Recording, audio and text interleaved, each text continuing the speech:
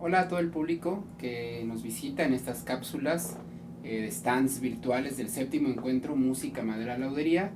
Gracias por seguirnos. En esta ocasión estamos con Humberto en la ciudad de Querétaro. Ahorita nos dará más datos, pero bueno, Humberto es arquetero y pues comenzamos esta entrevista, esta charla breve. Humberto, cuéntanos, bueno, cuál es tu nombre completo, tu edad y brevemente cuál ha sido tu formación como laudero y constructor. Claro, Rubí, muchas gracias por la invitación. Yo soy egresado de la Escuela de Laudería de Limba, aquí en Querétaro. Hice la carrera de 2012 a 2017.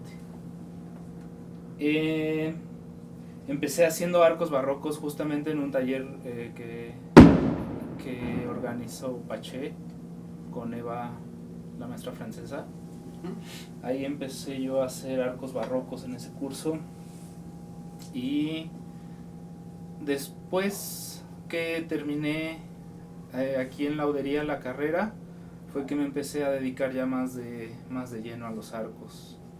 Tuve la oportunidad de estar con Luis Emilio Rodríguez en La Haya. Él es arquetero mexicano en Europa, probablemente el mejor arquetero mexicano, bueno, no solo mexicano, el mejor arquetero que hay de arcos barrocos en toda Europa. Estuve con él, aprendí mucho y seguí construyendo arcos barrocos mucho tiempo, hasta que me metí ya un poco más. El interés del arco moderno fue después de haber estado en Oberlin. Hice justamente el curso de restauración de arcos en el 2018. Fue mi primera vez que fui a Oberlin a los talleres de verano, y ahí estuve haciendo restauración de arcos, y ya de ahí fue que decidí completamente dedicarme a la arquetería. Estuve en 2019 también en restauración de arcos, y en 2019 empecé a hacer ya cursos de construcción de arcos específicamente. Fue en Estados Unidos igual, en los cursos que organiza Learning Trade Secrets se llama. Entonces ahí tuve la oportunidad de hacer un curso de construcción de talón y tornillo con David Forbes, que es el director de Oberlin de construcción de arcos, y la de construcción de vara con Rodney Moore, que es igual un arquetero de primera en Estados Unidos. Entonces ahí empezó ya mi formación como tal de arquetero. Claro. Bueno, los músicos bien lo saben, la importancia del arco es fundamental. A veces me atrevería a decir que incluso puede ser más importante que el instrumento mismo. Obviamente es una simbiosis músico, arco, instrumento, incluso escucha. Pero bueno, los arcos son objetos que tienen una gran cantidad de diseño, de ingeniería. Son producto de un desarrollo histórico muy importante y muy particular, muy especializado. Yo te preguntaría, Humberto, ¿qué modelos de arcos elaboras y por qué estos modelos? Bueno, hago hacia grandes rasgos dos tipos de arcos: arcos históricos, que digamos son desde el Renacimiento, Barroco y Clasicismo, y los arcos que ya conocemos propiamente como arco moderno, arco estándar, que utilizamos todo el tiempo en las orquestas modernas, ¿no? En cuanto a arcos barrocos, no te puedo decir, hay una variedad enorme. Infinita, no existe claro. Un estándar. En el barroco se hacía todo y de todas maneras, y todos pesos y con todas las maderas. Curvas distintas, pesos. Es increíble la variedad, y además no existen modelos que se conserven de arcos históricos. Por ahí existirán, no sé, yo creo que unos 10, 20 arcos que son como muy, muy confiables, pero es de lo poco que se conserva. La mayor parte el trabajo de arcos históricos nos basamos en iconografía. Claro. Son interpretaciones de fuentes iconográficas. Entonces hay una gran variedad. Y en cuanto al arco moderno, ¿qué modelo utilizas? El arco moderno, hay particularmente modelos que son muy, muy versátiles, que te sirven para tocar cualquier cosa, ¿no? Que son muy cómodos para cualquier músico. Es este tipo de arcos que cualquier músico cuando lo toca dice, quiero este arco. Son sobre todo modelos ya un poco más posteriores a Tourt. Hablamos de arcos, por ejemplo, Sartori, Lamy, Warán, esta misma escuela de arqueteros franceses, que ya llevan el arco hacia su punto máximo, ¿no? Al punto más alto que ha habido en la arquetería. son los que más funcionan para mí. Vaya, qué interesante, los músicos que nos vean, creo que empiezan aquí a tomar elementos, conocer estos nombres es importante. Creo que algunos bien conocen a lo mejor a Turt, a Pecat, a Dot, que bueno, fueron arqueteros que en su momento se consideran como la punta, pero ya aquí Humberto nos habla de otros nombres más recientes y de soluciones más óptimas, ¿no? Pensamos en Turt o en Pecat como lo máximo de la arquetería porque realmente son los que establecen el modelo del arco moderno como tal, pero hablando ya de cuestiones técnicas y de funcionamiento, tanto modelos Turt como Pecat son todavía un poco, no, o sea, es una palabra que no, a lo mejor no aplica, pero digamos primitivos en su funcionamiento, ¿no? No es el funcionamiento estándar que estamos acostumbrados a buscar. Claro. Bueno, obviamente estos son arcos muy particulares, tienen sus usos muy particulares. En cuanto a las maderas, Humberto, sabemos que hay un gran problema a nivel mundial en la escasez de madera, en la rapiña que hay de ciertas naciones para elaborar arcos a lo bestia. Y bueno, se habla mucho del Pernambuco, ¿no? Por ejemplo, como la madera óptima, única para hacer arcos, ¿no? Y sabemos que esto no es verdad, pero me gustaría que tú, que te has dedicado a esto y que has incursionado en el uso de otras maderas, le contaras un poquito al público cuáles han sido tus observaciones y tus recomendaciones. Bueno, primero el Pernambuco, digo, es el que algún día eligieron los arqueteros como la madera específica, no quiere decir que era la mejor, ¿no? O sea, simplemente fue una tendencia que a un arquetero importante en el momento le gustó y al músico le gustó cómo funcionaba y de ahí se quedó fijo. Entonces eso, decir que el Pernambuco es la única madera que funciona para hacer arcos, pues es un poco, me parece ocioso, ¿no? Hay un montón de maderas que además son súper similares en el funcionamiento y en las características tanto mecánicas como acústicas que te dan resultados muy similares. Entonces ahora el problema del Pernambuco es la restricción del material, o sea, acceder al Pernambuco es muy difícil. Costoso. Es muy caro, nadie quiere venderlo, quien lo tiene no lo vende y para acceder a él tienes que gastar muchísimo dinero que te resulta en arcos que a veces son incosteables, por lo menos para la gran mayoría del público mexicano. Entonces hay que buscar alternativas. Ahora, otro problema con el Pernambuco es que las piezas que hay que se están sacando hoy en día pues son piezas de muy mala calidad, ¿no? Son árboles de crecimiento súper rápido que genera una madera muy poco densa, sin ninguna, realmente ya no tiene ninguna de las propiedades por las que se apreciaba el Pernambuco. Sí, el Pernambuco histórico de árboles maduros que en su momento hubieron. Entonces al final terminas gastando mucho dinero por una madera que a lo mejor no te va a dar la calidad que requieres. Las prestaciones. Pero ahí, digo, he probado un montón de maderas, particularmente americanas, muchas de ellas también mexicanas, que me parece que funcionan. ¿Cuáles? Por mencionar, digamos, las 3 o 4 principales que has encontrado que funcionan y en qué elementos o en qué tipo de arcos funcionan. Ok, yo para arcos modernos, digamos que tengo una que es la que creo que más se parece al Pernambuco en todo, es el Ipe, es una madera también brasileña, por lo menos la que yo utilizo viene también de Brasil, es muy similar en todo, en el peso, en la densidad, la rigidez que te ofrece la respuesta. Obviamente tiene un timbre distinto, un arco de IP suena distinto al de un arco de Pernambuco. ¿Cómo describirías este timbre? ¿Más dulce, más nasal, más No, agresivo, yo pienso más... que es un sonido un poco más discreto, con menos armónicos, un poco más cálido también, no es tan brillante, pero digo, es algo ya para un músico que llegue a percibir estas diferencias, claro. O sea, es que ser un gran músico. Sí.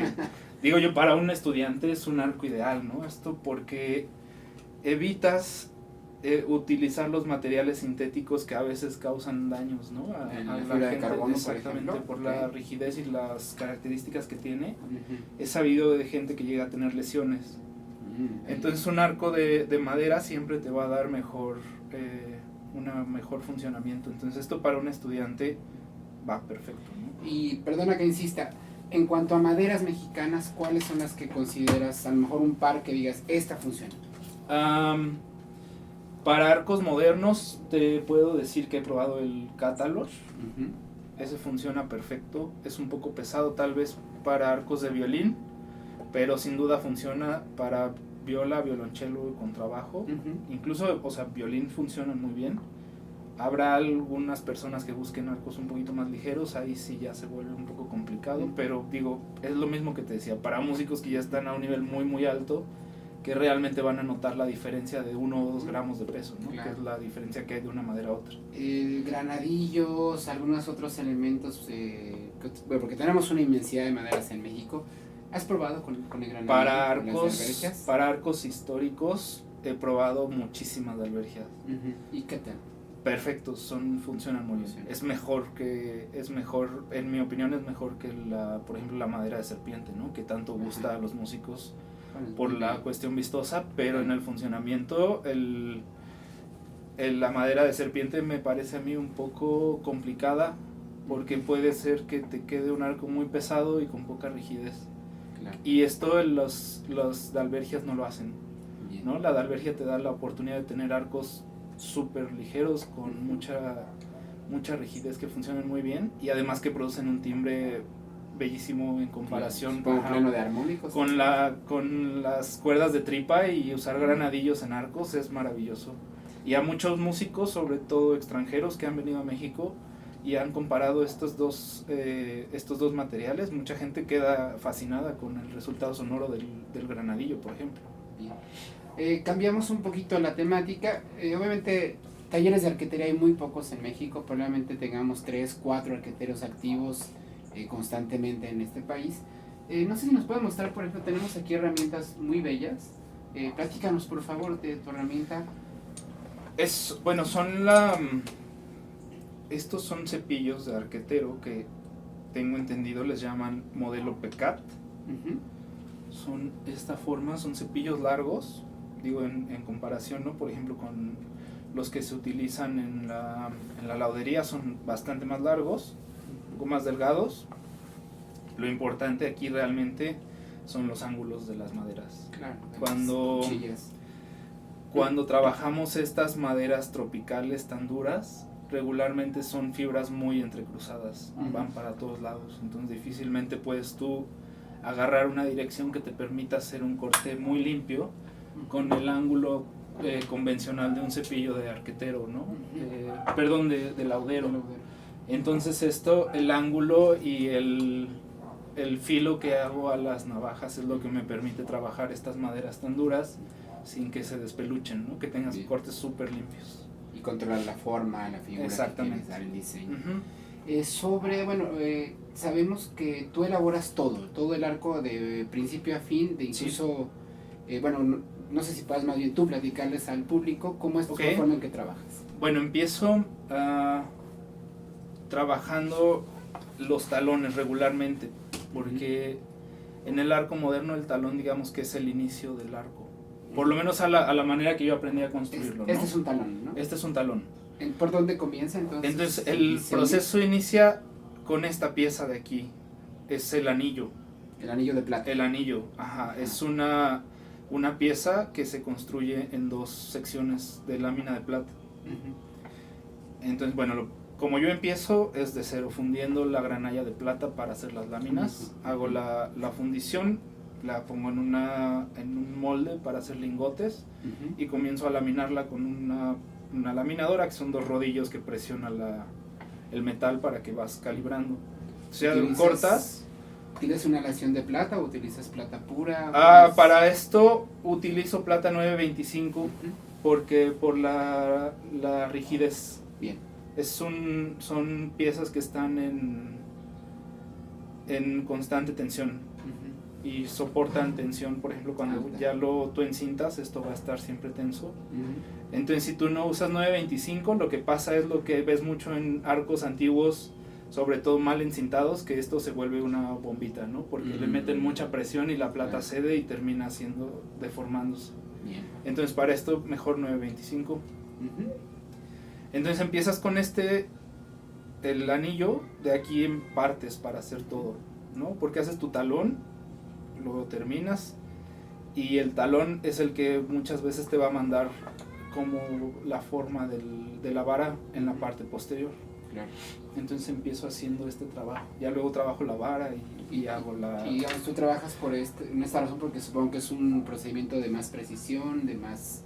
Sí, lo que más pasa acertado. es que, por extraño que parezca, en los arcos modernos la vara se adapta al talón, ¿no? Es un poco contradictorio porque el talón al final es un accesorio. Claro. Pero es la técnica, es la forma en cómo construían los forma- franceses estos arcos, entonces la forma histórica Bien. de construcción. En los barrocos no, los barrocos hago completamente el revés. No sé si puedes mostrarnos ahí en la cámara un poquito un arco barroco, probablemente que es más grande, Ok. exacto, donde vemos que no hay metal. En este arco, por ejemplo, es para abajo de viola gamba, hago completamente lo opuesto. Porque en los arcos barrocos, a diferencia del moderno, yo no doblo la madera con calor. Utilizo la madera tal como vienen las fibras y trato de seguir lo más que se puede, y por eso busco madera que tenga fibras curvas desde el inicio. Okay. Entonces, cuando voy a comprar la madera, al contrario, por ejemplo, en la laudería que buscas las fibras más rectas, yo busco las que tengan la curva que más me gusta para determinado arco. Bueno, qué interesante, Humberto. Hay mucho que aprender. Como les decía al principio, hacer un arco es totalmente una obra de ingeniería. Es un proceso complejo que, bueno, como ven en el caso de Humberto, él hace todos los procedimientos, desde la selección de madera, que es muy distinta a lo que yo, por ejemplo, como laudero hago en mi taller de otra manera, porque hago otro tipo de construcción. Y pues creo que aquí queda muy claro, ¿no?, la importancia de por qué es importante acercarse a un constructor que tiene todas las decisiones en sus manos, a diferencia de los arcos de fábrica, que bueno, estarán hechos pues con cierta regularidad, pero bueno, en serie, ¿no?, donde no se toman estos detalles en cuenta. Humberto, pues te agradecemos muchísimo que nos hayas invitado a este espacio. Invitamos a la gente que te conozca, ya aparecerán los datos de contacto al final de la cápsula. Y pues, Humberto, no sé si quieras despedirte del público. Pues no, muchas gracias por la invitación y gracias por el espacio. Y bueno, invito al público siempre que esté interesado en conocer un poco de arcos, pues que se acerquen, ¿no? Yo me gusta mucho conversar con el músico y a veces dar un poco más de la información que se tiene de los arcos, que es un área un poco oscura todavía aquí en México, ¿no? Difícilmente se conoce que hay una profesión específica para hacer arcos, ¿no? Que el laudero no necesariamente tiene la capacidad de dedicarse a los arcos. Entonces, bueno, que se acerquen, que sobre todo si hay problemas en sus arcos, cuando llega a haber problemas de restauraciones o algo, pues acérquense con un especialista, les va a ayudar mucho más que a veces generar daños más grandes que se vuelven incorregibles, ¿no? Sí, sin duda. Gracias, hasta pronto.